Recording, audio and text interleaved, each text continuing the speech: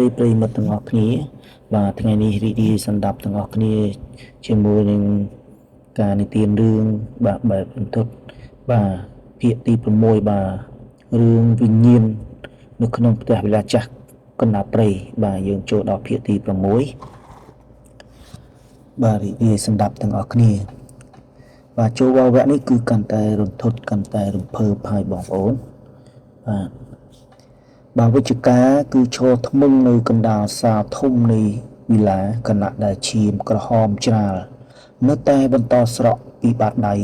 យ៉ាងខ្លាំងទៅលើកម្រាលឈើចាស់ៗដែលហាក់ដូចជាកំពុងតែជញ្ជក់យកឈាមនោះដោយភាពសេកឃ្លានជាទីបំផុតភាពស្ងប់ស្ងាត់នៅក្នុងផ្ទះនាពេលអាធ្រាត្រត្រូវបានជំនួសទៅដោយសំឡេងខ្សឹបខ្សៀវដែលកើនឡើងកម្ដៅជាលំដាប់ហាក់ដូចជាមានមនុស្សរាប់រយនាក់កំពុងតែឆ្លោះប្រកែកគ្នានិងតវ៉ារកយុត្តិធម៌នៅក្នុងប្រជារបស់គេមិនឈប់ឈរសោះគេសម្លឹងទៅកាន់របួសនៅលើបាតដៃដែលមើលទៅហាក់ដូចជាមិនមែនជារបួសធម្មតាប៉ុន្តែជាស្នាមនៃវិញ្ញាណបានសាក់ទុកដើម្បីជាភស្តុតាងនៃកិច្ចសន្យាឈាមរវាងគេនិងវិញ្ញាណដែលចងអាឃាតក្នុងផ្ទះនោះ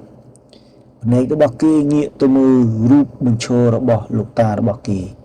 ដែលជាម្ចាស់វិឡាដ៏អស្ចារ្យនេះកែបភ្នែកក្នុងរូបថតនោះប្រែជាក្រហមឆ្អៅនិងពោពេញទៅដោយអំណាចគំរាមកំហែងដែលចង់បង្ខំឲ្យគេរក្សាការសម្ងាត់ដ៏ខ្មៅងឹតដែលបានលាក់ទុកជាច្រើនទសវត្សរ៍មកហើយ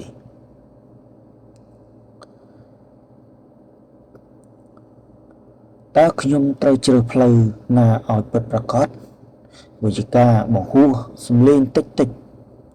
ទាំងរាងកាយញ័រជើងទត្រាក់ដូចជាកូនមាន់ត្រូវទឹកភ្លៀងនៅក្នុងខួរក្បាលរបស់គេរូបភាពនៃកម្មករដែលត្រូវបានសម្លាប់យ៉ាងរគាលនឹងយកសពមកកប់ក្រោមគ្រឹះវិឡានេះដើម្បីធ្វើជាបញ្ញបូជាការពារទ្រព្យសម្បត្តិនិងការពារសេចក្តីសុខរបស់គ្រួសារបានលេចឡើងយ៉ាងច្បាស់ដូចជារូបភាពវីដេអូដែលទើបតែនឹងថតកាលពីថ្មីវិញ្ញាណទាំងនោះមិនមែនចង់សម្លាប់គេដើម្បីយកជីវិតទៅជំនួសនោះទេប៉ុន្តែពួកគេគ្រាន់តែចង់បានយុត្តិធម៌និងចង់ឲ្យពិភពលោកបានដឹងពីភាពសាហាវយំខ្នងរបស់ឧបបុរសគេតែប៉ុណ្ណោះទៅវិញវិញ្ញាណរបស់លោកតាកំពុងតែប្រើប្រាស់មន្តអាគមខ្មៅងងឹតដើម្បីខ្ទប់មាត់គេនិងបំភ័យថាបើការពិតត្រូវបានលាតត្រដាងវិនិច្ឆ័យដ៏ធំនឹងធ្លាក់មកលើកូនចៅជំនាន់ក្រោយទាំងអស់រួមទាំងជីវិតរបស់វិជ្ជការផងដែរដែលត្រូវវិនិច្ឆ័យទៅជាមួយគ្នាគណៈដែលគេកំពុងតែវិលវល់នឹងការសម្រេចចិត្តដ៏សែនពិបាកនោះស្រាប់តែសំឡេងគ្រឹតនៃកម្រាលឈើដែលពុកផុយបានបន្លឺឡើងនៅពីក្រោយខ្នងរបស់គេយ៉ាងច្បាស់បំផុតវិជ្ជការងាកក្រោយយ៉ាងរហ័សទាំងអារម្មណ៍តក់ស្លុតជាខ្លាំងឃើញស្រមោលខ្មៅដ៏ធំមួយកំពុងលូនចេញពីជ្រុងងងឹតនៃជណ្ដើរឈើដែលនាំទៅកាន់ជាន់ខាងលើ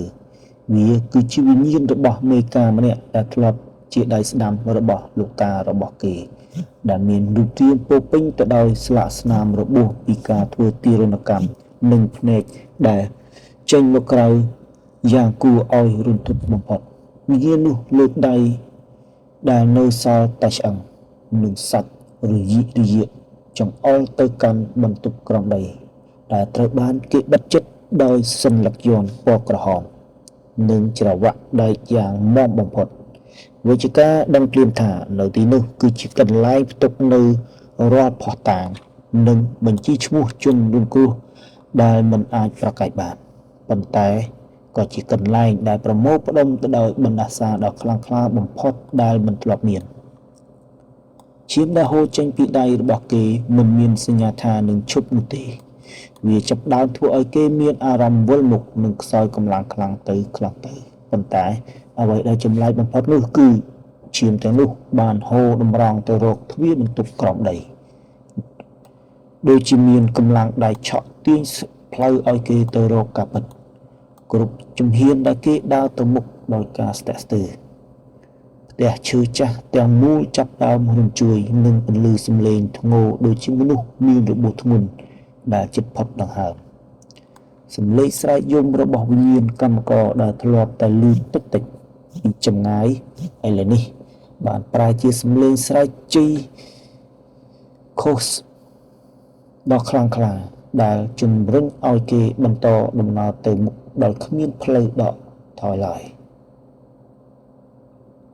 ទោះបីជាយ៉ាងណាភាពងងឹតដ៏ក្រាស់ឃ្មឹកដែលកំពុងគ្របដណ្ដប់នៅមាត់ទ្វារបន្ទប់ក្រោមនេះនោះបានធ្វើឲ្យគេមានអារម្មណ៍រងាដល់ឆ្អឹងខ្នងនឹកដឹងថាមានអ្វីម្យ៉ាងដែលសាហាវជាងវិញ្ញាណធម្មតាកំពុងតែរងចាំលេបត្របាក់គេនៅខាងក្រោមនោះមិនខានវិជ្ជការបានឈោងដៃញ័រទៅត្រើតទៅកាន់ចំណាត់ទ្វារដែកដែលត្រជាក់សឹកដូចទឹកកកក្នុងចិត្តរបស់គេដឹងយ៉ាងច្បាស់ថានៅពេលដែលទ្វារនេះត្រូវបានបើកចំហជីវិតរបស់គេដែលធ្លាប់តែរស់ក្នុងភាពស៊ីវិល័យនឹងគេឈ្មោះត្រកូលដ៏ខ្ពង់ខ្ពស់នឹងត្រូវរលាយសាបសូន្យក្នុងមួយពពភ្នែកជាមិនខានវាគឺជាការភ្នាល់ដ៏ធំមួយរវាងសិលធម៌ក្នុងខ្លួននិងភាពអាត្មានិយមដើម្បីរស់រានមានជីវិត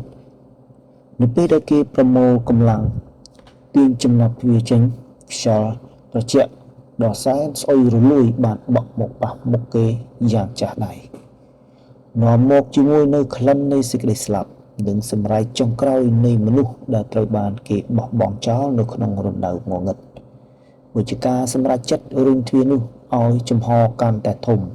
ទោះបីជាដៃរបស់គេកំពុងតែស្ពឹកសពុនដោយសារធាតុពុលនៃវិញ្ញាណអាក្រក់ក៏ដោយអ្វីដែលគេបានឃើញនៅពីក្រោយទ្វារនោះមិនមែនគ្រាន់តែជាគ្រោងឆ្អឹងធម្មតានោះទេប៉ុន្តែគឺជាការរៀបចំពិធីសែនព្រេនដ៏គួរឲ្យរន្ធត់បំផុតដែលសាកសពនីមួយៗត្រូវបានគេដាក់ក្នុងទម្រង់ជាសសរត្រង់វិឡានេះយ៉ាងព្រៃផ្សៃសូមអរគុណសម្រាប់ការតាមដានស្ដាប់នៅរឿងនិទានខ្មោចផ្ទះវិឡាចាស់កណ្ដាលព្រៃវគ្គទី